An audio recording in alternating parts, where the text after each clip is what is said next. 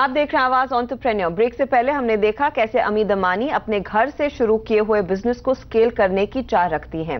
ये कैसे किया जाए, इसी पर उनकी मदद के लिए हम बात कर रहे हैं आज एक्यूमेन बिजनेस कंसल्टिंग के देवांग कनाविया से। देवांग, स्वागत है आपका। हम कई एंटरप्रेन्योर्स को देखते हैं जो शुरुआत करना चाहते हैं तो घर से कारोबार की शुरुआत करते हैं। अब ऐसे होम ग्रोन बिजनेसेस को स्केल करना कितनी बड़ी प्रॉब्लम है? एक्चुअली दोनों चीज़ें हैं। In fact it is difficult also और इजी भी होता है।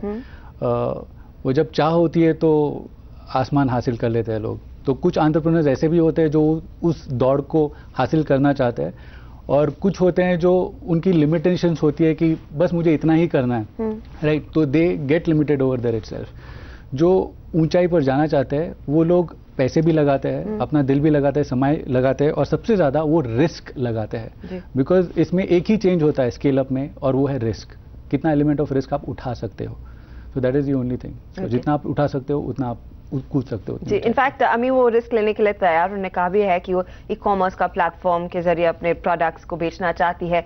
चॉकलेट घर पे बनाती है। इसी के साथ शुरुआत हुई, एक हॉबी थी जो बिजनेस में तब्दील हुई। लेकिन प्रॉब्लम इस तरह के बिजनेसेस में यही है कि ये सीजनल बिजनेस है, साइक्लिकल है। जब फेस्टिव सीजन की शुरुआत होती है तब अच्छे खासे ऑर्डर्स मिलते हैं। इनफैक्ट 4 लाख के ऑर्डर्स ये सर्विस करती हैं फेस्टिव सीजन के दौरान, वरना ऑन एवरेज 25 to 30,000 का ही रेवेन्यू पर मंथ कमाती हैं।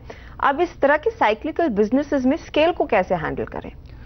ट्रू। इसमें जब शुरुआत करते हैं तो सारे लोगों को ऑन बोर्ड लेने की जगह पर कुछ चीज़ें कॉन्ट्रैक्ट पर दी जा सकती है, जैसे कि आउटसोर्स की जा सकती है।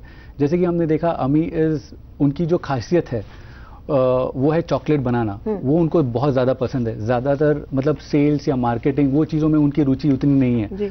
तो जो प्रोडक्शन है यहाँ पर अगर हम देखें उसको, तो वो उन्हें हैंडल करना चाहिए। बाकी की सारी चीज़ें जैसे कि डिस्ट्रीब्यूशन हो, मार्केटिंग हो, एजेंसीज के साथ टाई अप हो, डिस्ट्रीब्यूशन या फिर ऑनलाइन चैनल्स के साथ टाई अप हो, वो सारा वो आउटसोर्स कर सकती है। और जितना जो उस चीज़ में उनको रुचि है वो उन्हें सिर्फ मैनेज करना चाहिए। That should be her core area. लेकिन मैन पावर की जरूरत होगी, क्योंकि अगर आपने अपना स्केल बढ़ाना है यानी कि प्रोडक्शन बढ़ाना है, तो अगर ये मैन पावर हायर करती भी हैं तो स्लैक पीरियड में फिर कैसे काम को संभालें, या फिर लोगों को आप हायर करो और उनको ज्यादा काम भी ना दो। Either ways you are losing money. देखिए क्या होता है, बिजनेसेस में काफ़ी सारी चीज़ें होती है। जैसे कि जब बिजनेस लो होता है तब आप क्या करोगे, तब टिपिकली R&D होता है। तब आप नए प्रोडक्ट्स डेवलप करते हो, क्योंकि नए प्रोडक्ट्स जब आप पीक पर हो तभी आप डेवलप नहीं करने बैठे, तभी सिर्फ सेल पे आपका ध्यान रहता है। तो it's more like a running machine, right. तो लेकिन वो मशीन रेडी करने के लिए बाकी का टाइम आपका वहाँ पर जाता है। सो वो सारा पीरियड जो भी उनकी टीम रहेगी can actually utilise to create something completely different. और उस समय पर उनका ब्रांड प्रेजेंस वो क्रिएट कर सकते हैं, ताकि जब सही वक्त हो तब लोगों को ध्यान में रहे। जब सीजन आता है तब ध्यान में नहीं रहते। सो बाकी का समय एज सिंपल एज लोग जैसे कि अभी दशहरा है या तो फिर अभी गणपति था, वो टाइम पे they do completely innovative stuff, जैसे कि चॉकलेट के गणपति बनाते हैं। ये सारी चीजें करते ताकि कुछ नया करे तो न्यूज में आ जाए इमीडिएटली। तो वैसे काफी सारे ओकेजन्स उनको साल भर में भी मिलेंगे which are during her low period. तो वो टाइम पर she can utilise her man power to create that kind of an awareness. So that is always available. और क्योंकि आपने ब्रांड प्रेजेंस की बात की ना, ऑफ कोर्स उन्होंने एक ब्रांड बनाया है। इनके 2 तरह के क्लाइंट्स हैं। एक तो रिटेल क्लाइंट्स, वो लोकल किराना स्टोर्स, रिटेल आउटलेट्स में अपने चॉकलेट्स रखती हैं, वहां से लोग शेल्फ से पिकअप करते हैं। दूसरे कॉर्पोरेट क्लाइंट्स हैं। तो इस तरह की कंप्लीटली डिफरेंट क्लाइंट बेस को फिर उसी तरह की इंपॉर्टेंस कैसे दे, अपने ब्रांड को कैसे डेवलप करें? एक्चुअली जहाँ पर आपका मार्केट है, मतलब जहाँ पर आपके कॉम्पिटिटर्स आते हैं, जहाँ पर आपका प्रोडक्ट बिकता है, और जहाँ पर ज़्यादातर आपके खरीदार आते हैं, राइट। जो वहाँ पर आते हैं उनका प्रेजेंस जहाँ पर है, वहाँ पर आपके ब्रांड की चर्चा होनी चाहिए। तो यहाँ पर जैसे कि 2 कंप्लीटली डाइवर्स है, तो वहाँ पर उनको 2 डाइवर्स प्लेटफॉर्म्स पर ही उनको अपना ब्रांड क्रिएट करना पड़ेगा, राइट। सो इतना ही है कि रिटेल का रब ऑफ उनको अपने कॉर्पोरेट क्लाइंटेल पे भी मिलेगा, और इसका रब ऑफ इनको यहाँ पर भी मिलेगा। सो दोनों का बेनिफिट उनको एक दूसरे पर तो मिलेगा ही। लेकिन उनको दोनों में इन्वेस्ट करना पड़ेगा। ऐसे नहीं कि मैं एक ही प्लेटफॉर्म पे रखूं तो दोनों को मिल जाए, बिकॉज जब कोई कॉर्पोरेट खरीदता है तो टिपिकली उनकी एडमिन या HR teams would be getting into buying such a huge order, या प्रोक्योरमेंट टीम्स रहेंगी।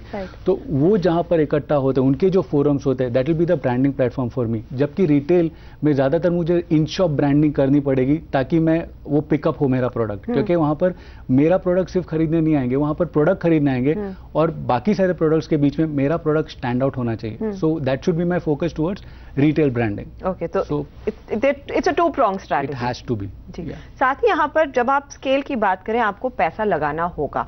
अब अमी की केस में उन्होंने डिसाइड कर लिया, और luckily she comes from a business family, तो फंड्स की उतनी कमी नहीं है। लेकिन अगर 2015 में इन्होंने अपने ब्रांड को इफ नॉट नेशनल दूसरे रीजन्स में लेके जाना है, वो ई कॉमर्स का सहारा लेना चाहती हैं। लेकिन इधर भी आपको क्या लग रहा है, इन्वेस्टमेंट फिर कितना प्रोडक्शन में डाले, मार्केटिंग में डाले, मैन पावर में डाले, वो बैलेंस क्या होगा? इनफैक्ट जैसे ही आप स्केल अप करते हो, जैसे लोग बढ़ेंगे आपके कॉस्ट बढ़ेंगे, तो सबसे पहले तो आपके मार्जिन्स हिट होने ही वाले हैं। तो to keep the business running, that is the first investment that you need. तो ऑक्सीजन के लिए चाहिए होता है, राइट? तो उनका जैसे कि स्केल अप होगा, मैक्सिमम मैन पावर उनका प्रोडक्शन में लगेगा, because that is our core area, because वो सबसे ज्यादा बनाना पड़ेगा। And specially homemade chocolates is a handmade item, right? तो वहां पर उतने हाथ लगेंगे, तो जितने हाथ जहां पर है उतना आप टिपिकल मैथमेटिक्स देख लो, तो वहां पर आपका इन्वेस्टमेंट जो है सबसे ज्यादा रहेगा। टिपिकली यहाँ पर sales if it is through online medium, तो आपको लोग वहां पर नहीं लगेंगे, क्योंकि वो ऐसे भी ऑनलाइन मीडियम पे होगा। सिर्फ टाई अप्स करने के लिए और ऑर्डर बुकिंग्स जो टिपिकली कॉर्पोरेट्स है, अगर मुझे दूसरे रीजन में कॉर्पोरेट्स को पिच करना है तो मुझे वहां पर मैन पावर लगेगा स्पेसिफिक, तो वहां पर मेरे लोग बढ़ेंगे।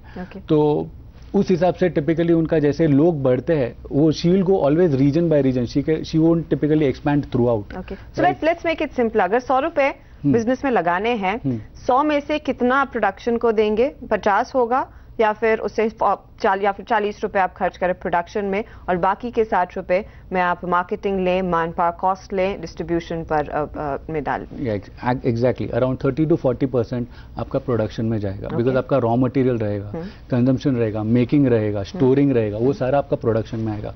उसके बाद आपका जो डिलीवरी का कॉस्ट रहता है, that comes into the picture, आपका मार्केटिंग का कॉस्ट आता है, और फिर आपका सेल्स का कॉस्ट आता है। इसमें second bit is always sales, because that is a higher bit, और लास्ट में finally delivery and marketing also takes over. So इस हिसाब से उनके परसेंटेजेस टिपिकली एलोकेट होंगे इन्वेस्टमेंट्स में। ओके, शुक्रिया दिवांग इस टिप के लिए। इनफैक्ट अमी, हम उम्मीद करते हैं कि तमाम टिप्स जो दिवांग ने सामने रखी हैं वो आपके बिजनेस को बढ़ाने में मदद करें, और आप जैसे एंटरप्रेन्योर्स जो हर रोज एक शो देखते हैं या फिर हर रोज सोचते हैं एक नया कुछ करें, या फिर अपने होम के बिजनेस को, घर के छोटे से कारोबार को बड़ा करना चाहते हैं, इन तमाम चीजों का ख्याल जरूर रखें जब आप स्केल करने के बारे में सोचें।